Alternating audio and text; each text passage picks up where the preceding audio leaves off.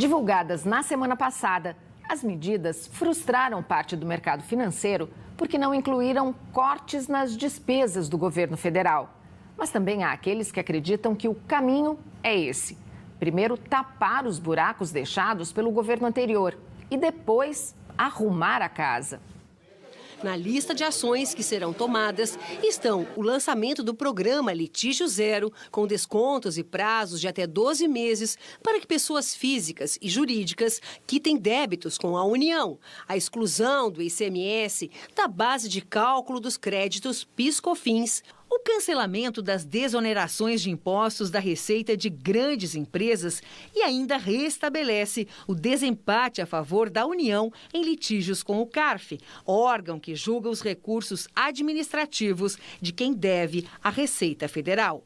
Algumas medidas dependem da aprovação do Congresso, mas o otimismo do mercado se deve, sobretudo, por considerar que o governo deu um passo importante em direção à reforma tributária, considerada fundamental para a recuperação da economia, mas cobra a definição de uma nova âncora fiscal que ajude a evitar um rombo nas contas públicas. O ministro Haddad tem colocado corretamente que ele precisa buscar um equilíbrio em um regime, uma regra fiscal que não seja muito complexa, que mostre que tem que ter alguma flexibilidade, mas não pode ser rígida a ponto de não ter credibilidade. Mas a gente sabe que o diabo mora nos detalhes. É muito importante que a decisão política ela também esteja minimamente aparada numa racionalidade econômica.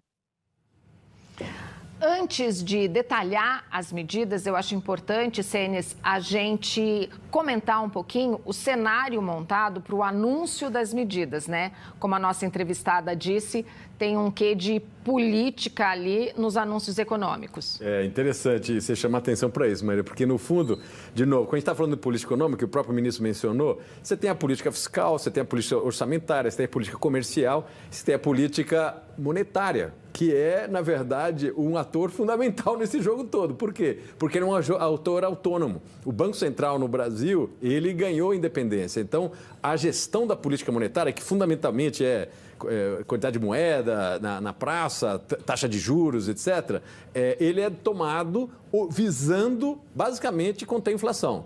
Um pouco tem a ver com crescimento econômico e desemprego, mas no fundo, no Brasil, ele é muito focado na questão da inflação. E, portanto, como ele é independente, ele não faz parte do governo, ele é um órgão considerado de Estado, né?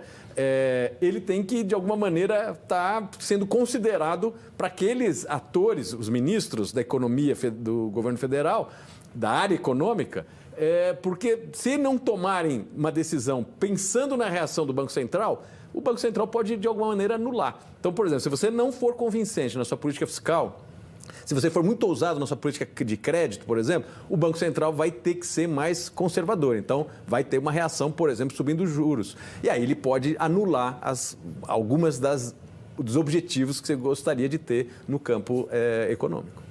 A presença de Simone Tebet ao lado de Fernando Haddad nos diz o quê? É importantíssimo. A ministra Simone, cuida da área do orçamento, além de outras áreas econômicas, mas ali você tem um diálogo permanente, porque nós estamos falando que do lado do orçamento, você está falando uma parte importante do gasto público.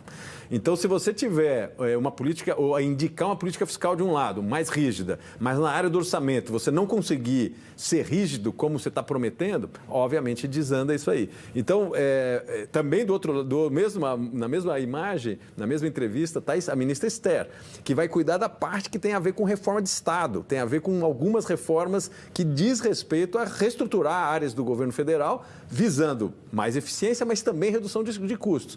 Então, aí mostra como nós estamos falando de um conjunto bastante complexo, mas fundamental para o futuro da economia brasileira. Vamos então agora para o quadro para lembrar das medidas e você comenta. Exatamente. Aqui é um pouco uma síntese do que foi o pacote recente aí anunciado pelo governo. O que a gente vê nos grandes números? Primeiro, é uma reversão bastante ousada do que diz a lei de orçamento desse ano, aquela LOA 2023, que está indicando que nesse ano nós vamos ter um déficit primário de mais de 200 bilhões, de 231 bilhões. Né? O que o pacote está dizendo? Que depois das medidas medidas adotadas, essas 4 medidas, nós vamos conseguir chegar para esse número aqui embaixo, que é um resultado primário positivo. Então, esse pacote indica que ele gostaria de sair de um déficit de menos de 230 bilhões para um superávit primário de 10 bilhões. É muita coisa, por isso que já sinalizou para o mercado, olha, a linha está correta, mas parece que exagerou na mão, porque não está com muita viabilidade. E o que a gente vê nas ações que eles estão sugerindo? Basicamente, aumentar a capacidade de arrecadação do Estado, que ele chama recuperar a capacidade arrecadatória, e a parte que diz respeito à redução de despesas, ela é relativamente pequena, que é a última linha. Então, de todo esse pacote, você pode ver que a promessa de redução de despesa é 50 bi, dentro de um pacote de 240 bi. E mesmo dentro desses 50 bi, é um pouco difícil imaginar que ele seja realizável. Por quê? Porque ele é muito ousado. Dentro desses 50 bi, você tem 2 linhas. Uma que é reduzir 25 bilhões o gasto previsto no orçamento, que é complicado politicamente, inclusive legalmente, porque está aprovado no orçamento, e tem 25 bi dentro desses 50 aqui, que é redução dos contratos do governo federal, que é quase 25% de redução de todos os contratos do governo federal, que é muito ousado. Que não é um calote. Não é um calote. A ideia aqui é você rever todos os contratos do governo federal,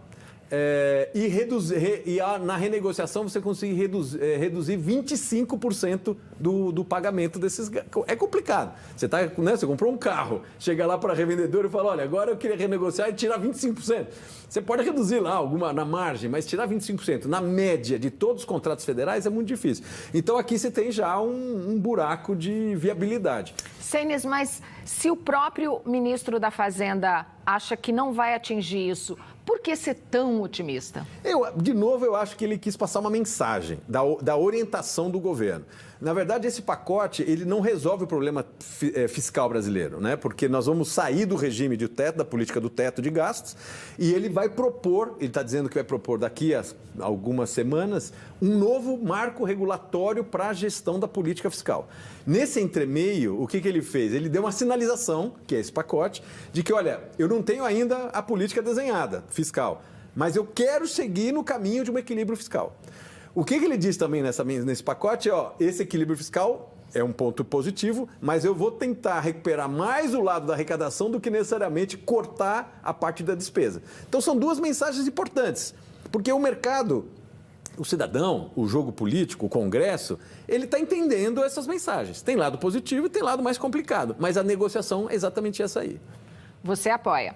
Não, eu apoio. Eu acho que nós estamos no caminho certo. Eu acho que o governo deveria ser muito mais ousado em alguns cortes de despesa. Então, acho que a grande crítica é que tem espaço para você cortar despesa e que o governo não resolveu, nesse primeiro momento, ainda não encarar. Mas as outras medidas são positivas. Assim, você, independente da forma pela qual você quer atingir um equilíbrio fiscal, mas indicar que você vai buscar um equilíbrio fiscal, isso é música para qualquer pessoa, da esquerda, da direita, de centro. Tá certo? Porque você está dizendo que você vai conseguir, com isso, reduzir, no médio prazo, a taxa de juros básica brasileira, que é um entrave gigantesco ao crescimento. E se você não crescer, você também não vai resolver o problema orçamentário e fiscal.